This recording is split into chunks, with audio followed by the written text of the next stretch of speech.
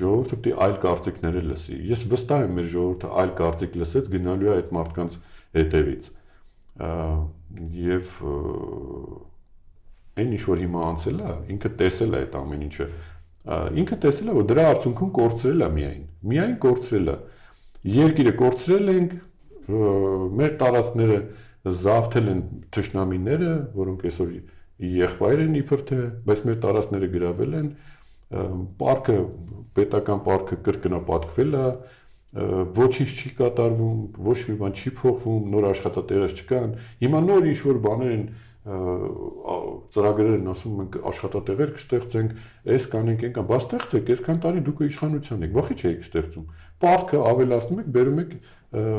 բան եք անում, ասֆալտ եք անում փողոցներում։ Սա է իրավիճակը։ Ասֆալտի որակն էլ տեսնում եք։ Որակն էլ տեսնում եք ինչա, մի հատ անձրև է գալիս, ավիրվեց, վերջացավ, քարուքանդ եղավ ու նորից պետքա փող դնել դրա վրա, այսինքն նորից պետք է մենք պարկի տակ ընկնենք, փոխանակետ գումարները տրամադրվի մեր հասարակությանը, այն անապահով խավին,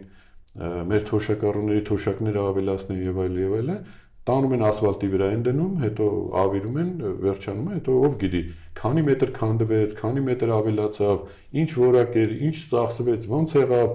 այդ հաշվետվությունը իրանք իրար մեջ տալիս են,